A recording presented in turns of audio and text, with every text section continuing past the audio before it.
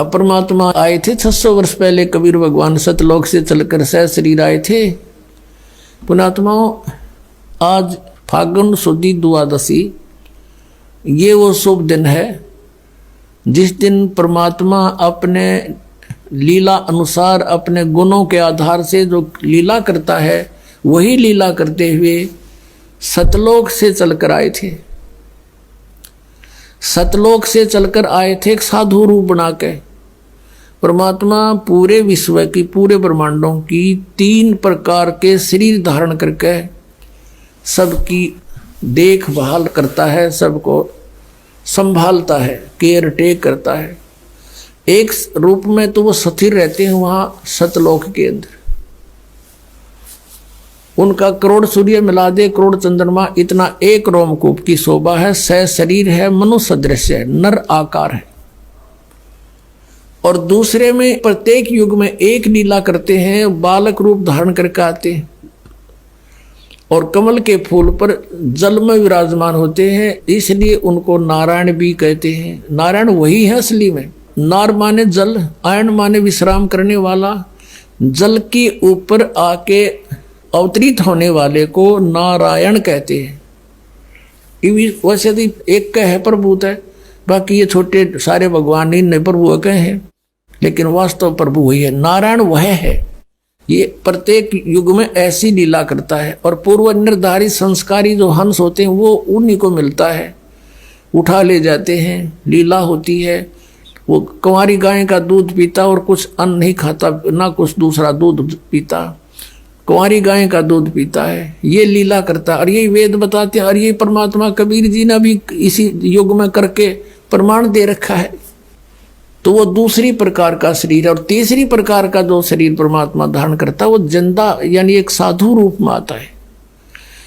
अब पहले हमने सुनने को मिलता था कि भाई किसी भगत, कोई व्यक्ति राह चलता हो अतिथि रूप में, या कोई द्वार पर आ जावे, कोई वस्तु जैसे भीख मांगे, कोई वस्तु जैसे, वैसे तो सही भगत संत होगा वो रोटी मांगे, अगर बकवाद नहीं मांगता, पैसे नहीं मांगेगा, सही भगत संत होगा तो रोटी ने चाह पानी ने मना नहीं करे, कोई भी आ जा द्वार पे, बल्कि प्रार्थना करके खुआवा। आप करके देखना ये कितना पुण्य मिलेगा आपको। तो न्यू क्या करते भाई, पता नहीं भगवान किस रूप में आ जाए। तो इससे सिद्ध है कि भगवान तो था तो पहले भी साकार ही, लेकिन इन अनाड़िया ने अज्ञान सोच के आधार से सिद्ध कर दिया था भगवान निराकार है, प्रकाश ही प्रकाश है, परमात्मा का प्रकाश देखा जाता है। अरे परमात्मा बिना प्रकाश किसका देखा? सूर्य है नहीं, सूर्य का प्रकाश देखा, सूर्य बिना प्रकाश कैसा हुआ? तो हम कति बालक थे, ये ऋषि में ऋषि भी कति बालक थे, कह का पता नहीं था इनको अध्यात्म मार्ग का। सत्कर्म मान लियो पुण्यात्माओं। अब हमने जो परमात्मा को पाने के लिए जो विधि अपनानी है,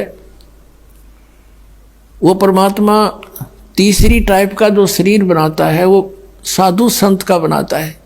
जिन भी महापुरुषों को मिला ऐसे ही मिले हैं। आदरणीय धर्मदास साहिब जी को मिले, जिंदा महात्मा का रूप बनाकर परमात्मा मथुरा में पहुंच गए। और मथुरा में ये लोकवेद के आधार से वो पुण्यात्मा मोक्ष के लिए उस जोड़ में नहाने जा रहा था, जिसमें कहते हैं यहाँ कृष्ण जी नहाया करते थे, स्नान करते थे। इस ब्रज की रज को, रज पे उसके चरण टिके हैं, माथे का लाओ, ये पेट भर ऐसे बहका रहे हैं।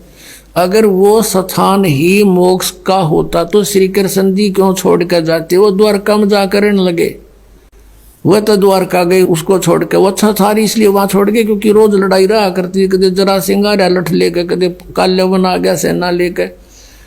तो उस भगवान ने सोचा अपना इन मूर्खा के ला क्यों मूर्ख होया और कितना न मारूं, ये तो सबकी बुद्धि भ्रष्ट हो रही है। तो एकांत में जाकर कहते राड से बाढ़ अच्छी, वहां जाकर रहने लग गए थे।